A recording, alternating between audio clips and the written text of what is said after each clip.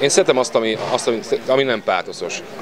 Azt, ami menő, azt, ami hasznos, azt, aminek értelme van általában. Na ez így egyben van.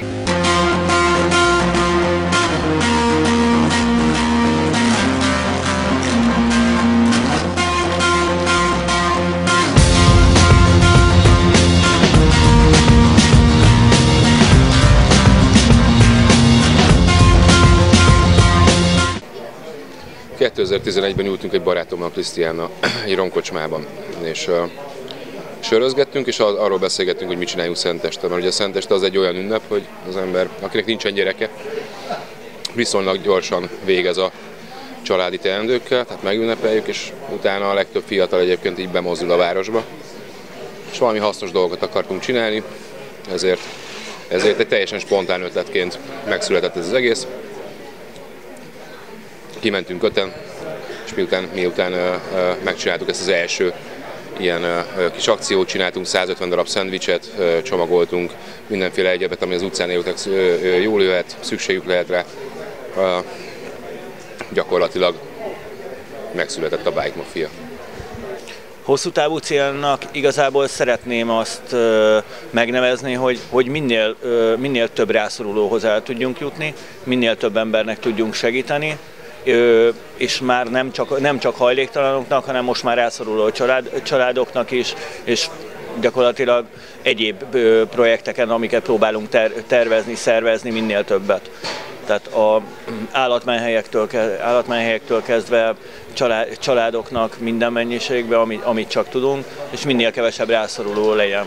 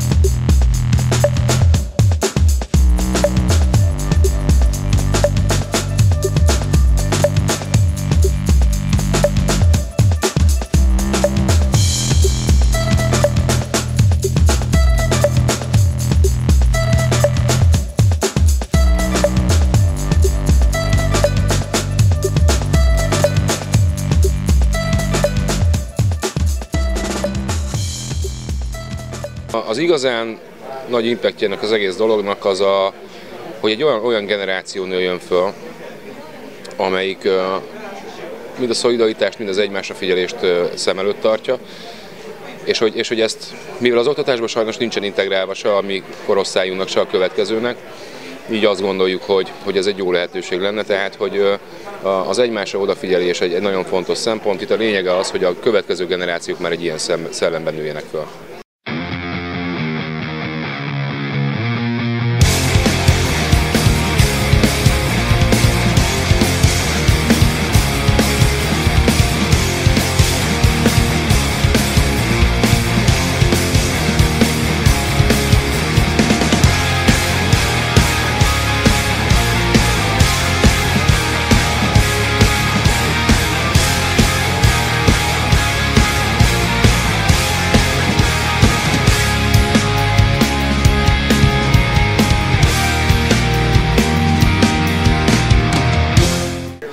Önmagában már az támogatás, amikor itt vagyunk, tehát az önkéntesség az már önmagában egy támogatási forma, tehát az emberek eljönnek és segítenek egy részről. Ezen kívül adománybeli támogatásokat kapunk rengeteget, tartós élelmiszer formájában, ha kérünk, akkor ruhák, takarók formájában, tehát eszközök formájában, illetve májustól egyesületként működünk, így már a pénzadományok is bejöttek a képbe.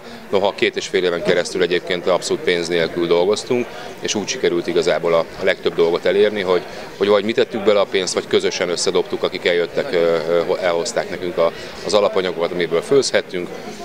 Igen.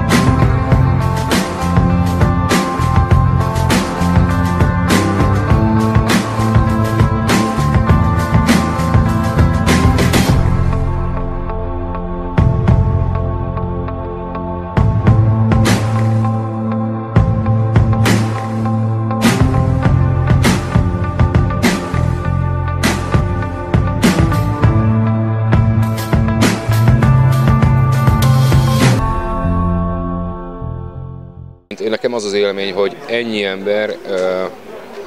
ennyi ember képes ilyen szinten cselekedni, és beletenni magát dolgokba, visszajön, tehát még egyszer eljönni, visszajönni, külön akár cselekedni, tehát hogy az élményfaktor ebben az egészben az, hogy azok az emberek, akiket itt látunk, már magánemberként is másképpen viselkedik. Ezek az igazi élmények, amikor ezek a visszacsatolások jönnek. Itt igazából egy nagyon nagy megbecsülés az, amit kap mindenki. Jó érzést látni, amikor valakinek tud segíteni. Jó érzés érezni azt, amikor csinálsz valami jót.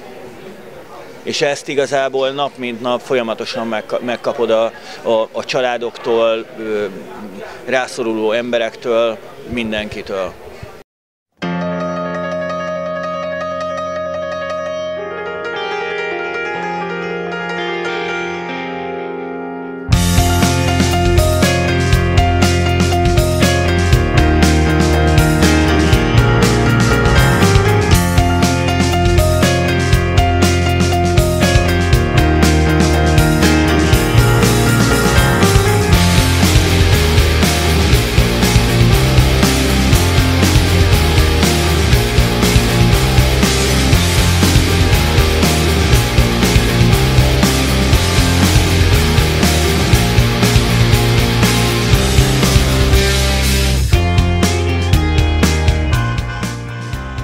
Hát igazából emberismeretet, azt például mindannyian nagyon sokat tanultunk, mert igazából ez adott is, meg azért egy szervezőképességet azért így ad mindenkinek, amikor többféle projektbe egyszerre dolgozik, akkor azért nagyon megtanulsz úgy szervezni dolgokat, hogy kapcsolattól kapcsolatig például, hogy is mondjam, tehát egyszerre több dolgot úgy megtanulsz összeszervezni, hogy gyakorlatilag fejben ott van az, hogy ki van rászorulva, mire van rászorulva, adományokat amit tudunk gyűjteni, azokat egyszerre gyakorlatilag mindig mindent ahhoz vinni, akinek a legjobban kell. Az emberek akarnak cselekedni, csak néha platformot kell nekik mutatni, és onnantól működik a dolog. Tehát, hogy rengeteg olyan ember van ma Budapesten, vagy ma Magyarországon, akik tennének valamit, de egyszerűen a platformot még nem találták meg ehhez. Ehhez mi ugye nyújtatunk egy jó alternatívát. Ez az egyik legjobb, ez az egyik legnagyobb tana ennek az egésznek, hogy igenis lehet tanítani. Hogy lehet tudást átadni, lehet jó közösséget teremteni, mindenféle pátosz és nem tudom, egy ilyen szeretetgömb simogatás nélkül is.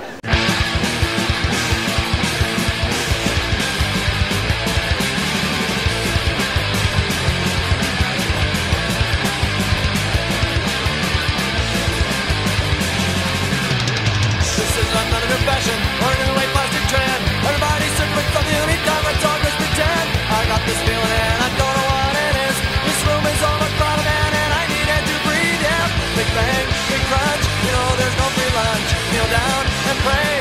to Judgment Day. The crunch, you know, it's gonna be quite a show.